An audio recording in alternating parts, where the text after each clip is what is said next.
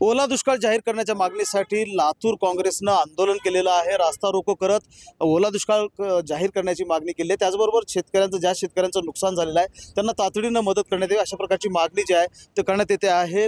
मुखेड शिरूर ताजबंद रस्त्यावर जे आहे ते रास्ता रोको आंदोलन काँग्रेसनं केलं आहे। मला सांगा काय मागण्या आहेत या रास्ता रोकोच्या माध्यमातून तुम्ही सरकारकडे पोहोचवत आहे? आज आम्ही चौकट तालुका काँग्रेस कमिटीच्या वतीने राज्याचे नेते आदरणीय अमित देशमुख साहेब यांच्या नेतृत्वाखाली वांजरवाडा पाटी येथे या ठिकाणी शेतकरी सर्व तालुक्यातील शेतकऱ्याच्या बांधवाच्या वतीने या ठिकाणी मोठा असा आम्ही रस्ता रोको आंदोलन केलेलं आहे।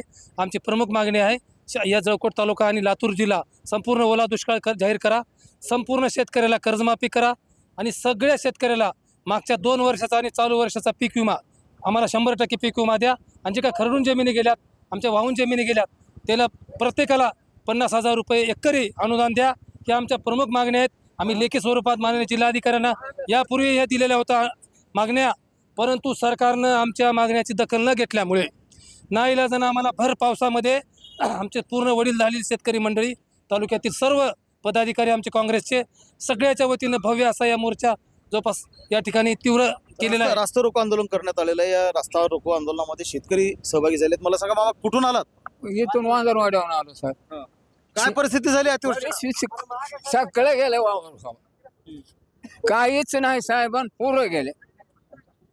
मूग गेला, उडीद गेला, साहेबन गेलं, तीळ गेला, काहीच आलं नाही। आता जाऊन पंचनामा करा त्या वावरा जाऊन बघून आणि मग मला बोला।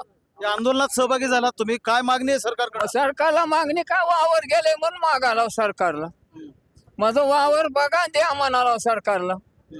माझ्याजवळ काय 10,000 खर्च झाला वावराला माझ्या।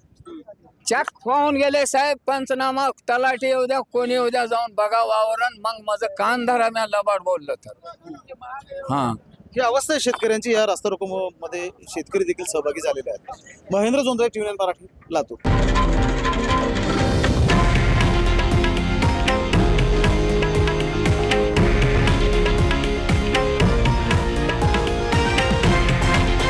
हे आहे देशातील नंबर 1 न्यूज नेटवर्क आणि आपण पाहत आहात TV9 मराठी, एकमेव।